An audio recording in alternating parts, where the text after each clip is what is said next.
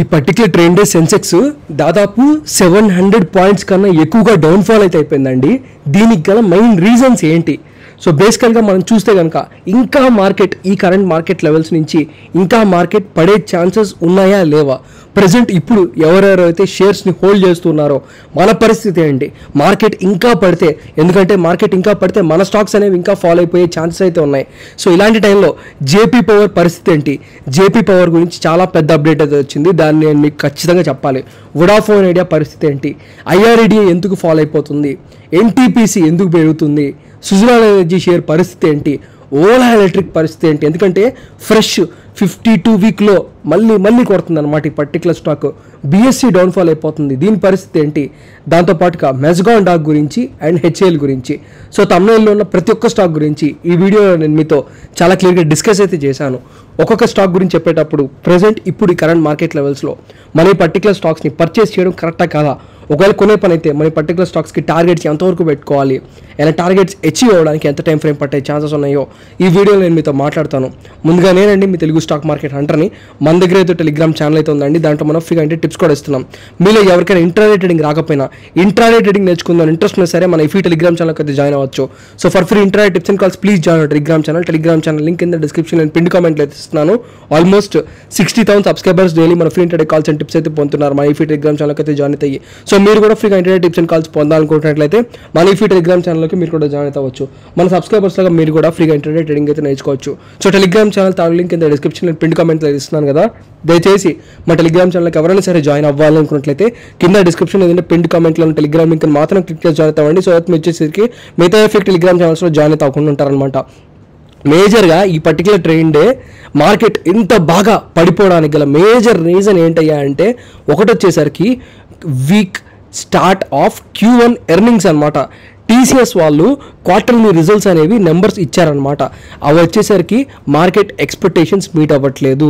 So బేసికల్గా TCS అనే ఈ పర్టికులర్ స్టాక్ సో సరిగ్గా చేయకపోవడం వల్ల, వీళ్ళ క్వార్టర్లీ రిజల్ట్స్ అనేవి సరిగ్గా ఉండకపోవడం వల్ల, వీళ్ళ ఎక్స్పెక్టేషన్స్ అనేవి మీట్ అవ్వకపోవడం వల్ల, ఫస్ట్ ఆఫ్ ఆల్ ఈ క్వార్టర్లీ ఎర్నింగ్స్ ఏవైతే ఉన్నాయో అవన్నీ కూడా సరిగ్గా రావు అనే దృక్పథంతో అందరూ ఉన్నారు కాబట్టి మార్కెట్ కొద్దిగా వీక్గా ఉంది.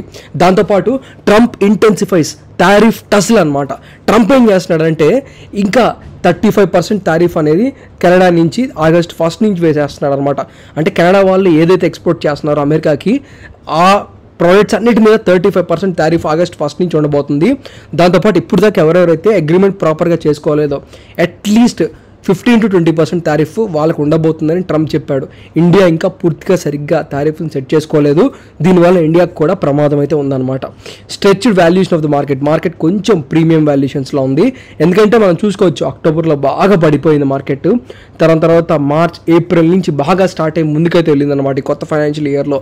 సో ఇప్పుడు కాస్త మంచి ప్రీమియం లెవెల్స్లో అయితే ఉన్నాయి. సో మార్కెట్ ఇక్కడి నుంచి కొద్దిగా కరెక్ట్ అయితే అవ్వాల్సి ఉంటుంది. Investors rush to safe havens అనమాట. So basically increased tariff related uncertainties have weakened investors risk appetites as they are offloading riskier equities and rushing to safe haven assets like gold. అంటే investors ఏం చేస్తున్నారంటే ఈ Trump goal చేసిన తర్వాత నుంచి మీరు గమనించండి బంగారం ధర ఎలా పెరిగిందో. సో దాదాపు మీరు చూసుకుంటే కనుక లాస్ట్ ఇయర్కి సరిగ్గా ట్రంప్ ఎప్పుడైతే వచ్చాడో అప్పటి నుంచి బంగారం ఎంత పెరిగిందో చూడండి. దాదాపు 7,000 ఉండాల్సింది కాస్త గ్రాము 9,000 దాటిపోయింది అనమాట. సో అర్థం చేసుకోండి. సో బేసికల్గా ఇన్వెస్టర్స్ అందరూ గోల్డ్ని కంప్లీట్గా గోల్డ్ అమ్మడం స్టార్ట్ చేశారు స్టాక్ మార్కెట్ కన్నా. ఇంకోటి టెక్నికల్ ఫ్యాక్టర్స్. సో ప్రజెంట్ ఇప్పుడు మనకు కాస్త ప్రాఫిట్ బుకింగ్ కనిపిస్తుంది, కానీ షార్ట్ టర్మ్లో కాస్త బీరేజ్గా ఉన్న లాంగ్ టర్మ్లో మార్కెట్ మళ్ళీ ఇక్కడి నుంచి ముందుగానే వెళ్ళిద్ది. జేపీ పవర్ గురించి మాట్లాడాల్సి వస్తే నేను మీకు ఒక సీరియస్ కన్సర్న్ అయితే చెప్పాలి. ఎవరెవరైతే Jayaprakash power ventures share holders ఉన్నారో, లేదంటే ఎవరైతే ఈ షేర్లో ఇన్వెస్ట్మెంట్ చేసుకోవాలనుకుంటున్నారో మీకు ఒక పచ్చి నిజాన్ని అయితే ఇప్పుడు ఈరోజు నేను మీకు చూపించబోతున్నాను. సో మీరు చూసుకుంటే జూలై 8న జూలై 8న ఇక్కడ మీరు తీసుకోవచ్చు వాల్యూమ్స్ కావాలంటే స్క్రీన్ ఆపి లెక్క పెట్టండి. దీని వాల్యూ 70 కోట్లు అనమాట. సో 70 కోట్ల షేర్స్ అంటే 70 కోట్ల వాల్యూమ్స్ ట్రేడ్ అయినాయి. ఈ పర్టికులర్ ట్రెండే ఎన్ని వాల్యూమ్స్ ట్రేడ్ అయినాయి జయప్రకాష్ పవర్ వెంచర్స్ వాళ్ళవి? కేవలం 3 కోట్లు. ఇక్కడ నేను మీకు చెప్పాలనుకుంటున్న విషయం ఏంటంటే జయప్రకాష్ పవర్ వెంచర్స్ మార్చ్ 28వ తారీఖు నుంచి ఏప్రిల్ 1 నుంచి గమనిస్తే ఎప్పుడు ఈ షేర్ 3 కోట్లు 2 కోట్లు 4 కోట్లు 3 2 1 6 3 2 2 అంటే ఆన్ యావరేజ్ ఇక్కడ మీరు చూసుకుంటే 3 కోట్ల కన్నా ఇక్కడ చూసుకుంటే కోటి కూడా ఉంది. ఆన్ యావరేజ్ ఎప్పుడు కూడా 2-3 కోట్ల కన్నా ఎక్కువగా ట్రేడ్ అవ్వలేదన్నమాట ఇలాంటి షేరు. ఈ షేర్ ఎప్పుడు అలా ట్రేడ్ అవ్వలేదు. అలాంటిది ఈ స్పెక్యులేషన్ వచ్చిన దగ్గర నుంచి 70 కోట్ల షేర్సు, 40 కోట్ల షేర్సు, 30 కోట్ల షేర్స్ ట్రేడ్ అవుతున్నాయి. మీకు ఇక్కడ అర్థం అవ్వాలి, ట్రేడింగ్ అనేది 70 కోట్ల నుంచి 40 కోట్లకి వచ్చింది, అక్కడి నుంచి 30 కోట్లకి వచ్చింది, ఇప్పుడు ఈరోజు 3 కోట్లకి వచ్చేసింది. అంటే మీకు అర్థమవుతున్న విషయం ఏంటంటే ఆ రోజు 4 నెలల క్రితం 70 కోట్ల షేర్స్ని ట్రేడ్ చేశారు అంటే ఎవరో ఒకరు అమ్మేసి ఉంటారు, ఎవరో ఒకరు కొనుక్కొని ఉంటారు. ఎవరెవరైతే హయ్యర్ వాల్యుయేషన్స్లో, హయ్యర్ లెవెల్స్లో, హై అంటే 23 రూపాయలు, 24 రూపాయలు, 23 రూపాయలు పెట్టి ఎవరైతే ఈ 70 కోట్ల షేర్స్ని కొనుక్కొని ఉన్నారో వాళ్ళందరూ కూడాను హయ్యర్ వాల్యుయేషన్స్కి వెళ్ళిపోయింది కదా, సో అందుకని కొన్నాం అనుకుంటున్నారా మీరు? లేదు, వాళ్ళు హైకి వెళ్ళిపోయింది, ఇంకా హైకి వెళ్తుందేమో అని కొన్నారనమాట. అంటే చాలామంది కొన్ని కోట్ల ఉంది, కొన్ని 70 crores షేర్స్ని ఇంకా స్టాక్ అనేది ఇంకా పైకి వెళ్తుందేమోనని 24 రూపాయలు పెట్టి కొనేశారనమాట. 24 రూపాయలు పెట్టి ఇంకా పెరిగిద్దేమోనని కొన్నారు. అంటే మీరు ఆలోచించండి, వాల్యూమ్స్ ఎంత ఉన్నాయో ఆలోచించండి. అంత చాలా హ్యూజ్ వాల్యూమ్స్, చాలా హయ్యర్ ప్రైస్లో చాలామంది కొనేశారు.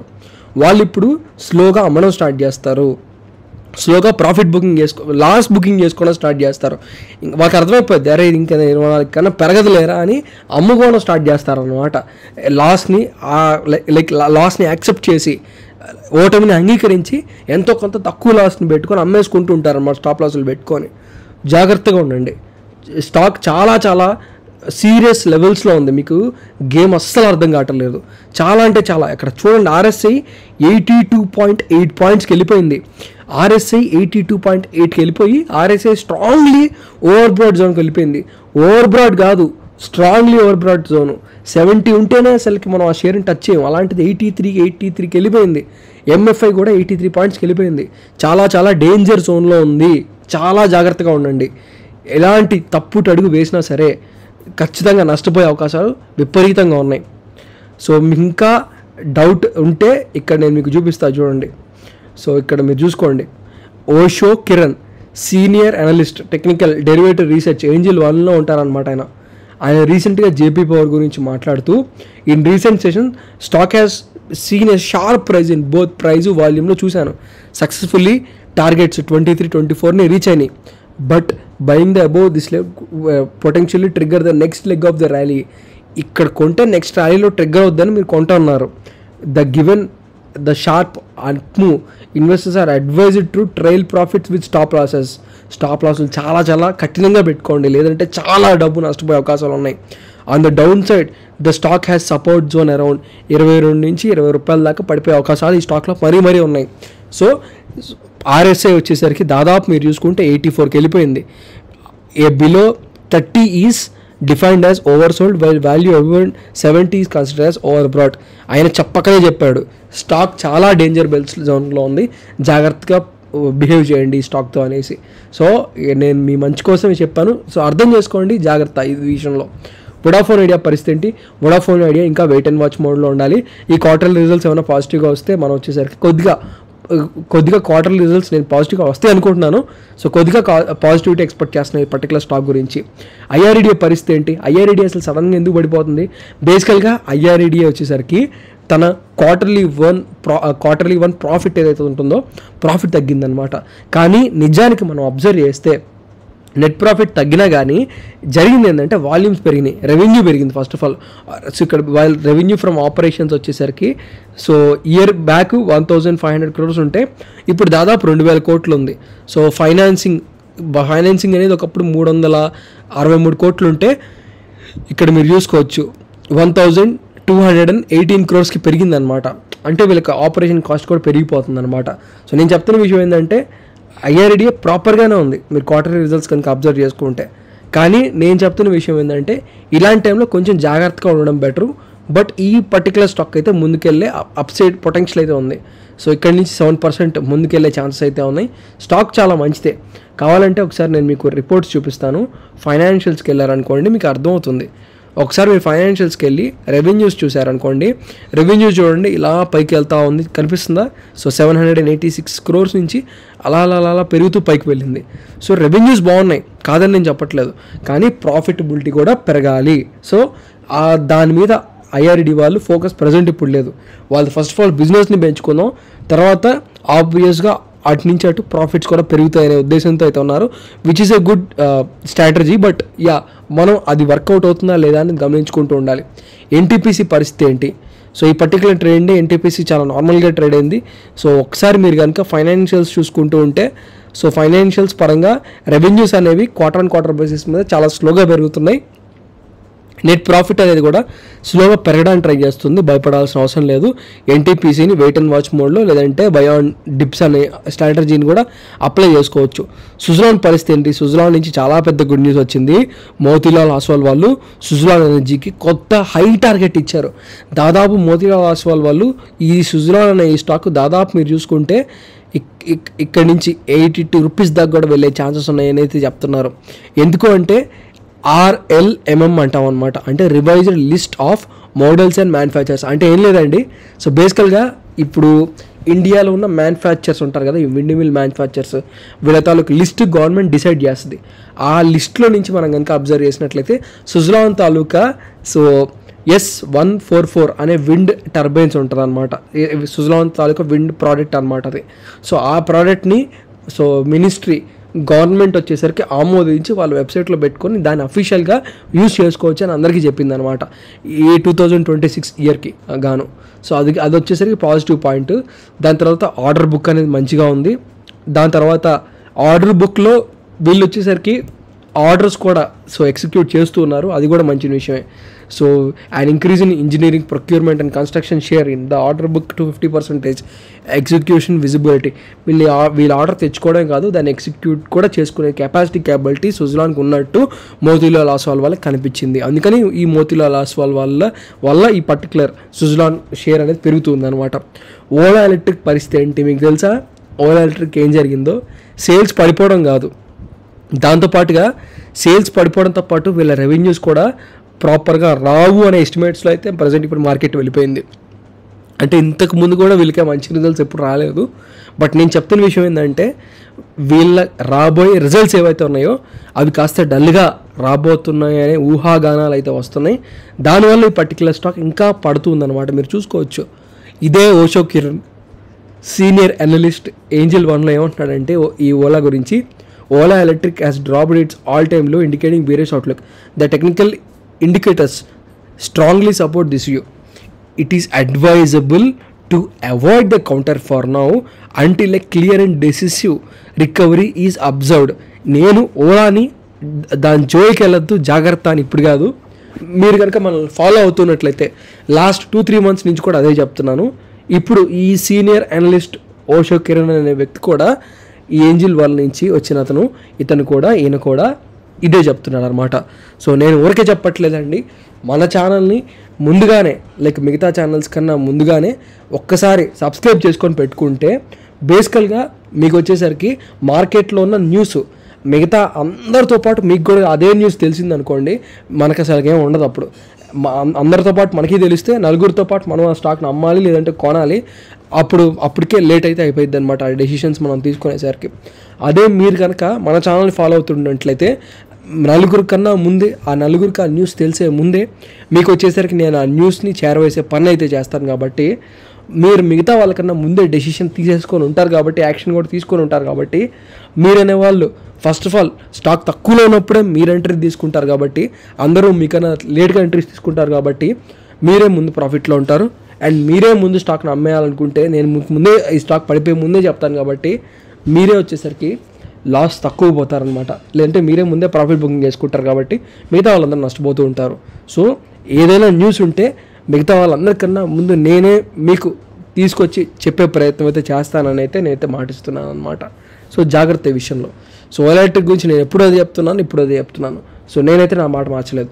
బీఎస్సీ పరిస్థితి ఏంటి? నెగిటివ్ సెంటిమెంట్ వల్ల బీఎస్సీ పడిపోతుంది, కానీ బీఎస్సీ తాలూకా ఫైనాన్షియల్స్ మీరు ఫస్ట్ ఆఫ్ ఆల్ అబ్జర్వ్ చేయాలి. ఫైనాన్షియల్స్ ఎలా ఉన్నాయి? స్టాక్ ఇవాళ ఏదో స్కామ్ వచ్చింది, ఇండియాకి ఏదో జేన్ మార్కెట్ గురించి, ఈ సింగపూర్ కంపెనీ గురించి ఏదో స్కామ్ విషయం బయటపడింది. సో ఇప్పుడు మనం ఏదన్నా భయపడిపోవాలా? అసలు ఆలోచనలని మైండ్ నుంచి తీసేయండి. స్కామ్ జరిగింది, ఓకే. బీఎస్సీలో జరగలేదు కదా స్కామ్. సో బీఎస్సీకి స్కామ్ జరిగింది, బీఎస్సీ లోపల స్కామ్ ఏం జరగలేదుగా. జస్ట్ అబ్జర్వ్ చేయండి రెవెన్యూస్ ఎలా ఉన్నాయి. ఇంతకుముందు 180 crores, 200 crores, 500, 700, 800 crores రెవెన్యూ పెరిగింది. వెల్ అండ్ గుడ్ కదా, రెవెన్యూస్ బాగున్నాయి, నెట్ ప్రాఫిట్ పెరుగుతూ వెళ్తుంది. రెవెన్యూస్ బాగున్నాయి, నెట్ ప్రాఫిట్ పెరుగుతూ వెళ్తుంది. టెక్నికాలిటీస్కి వెళ్తే టెక్నికాలిటీస్ చూస్తే కళ్ళకి అద్దుకోవచ్చు. RSI మిడ్ రేంజ్ 37 pointsలో ఉంది. ఓలాకి ఎంత ఉంది RSI, లేదంటే మిగతా స్టాక్స్కి ఎంత ఉన్నాయి నేను మీకు చూపించినవి ఓవర్ వాల్యూడ్ అయినవి. జేబీ పవర్కి ఎంత ఉంది, 83, 84 ఉంది.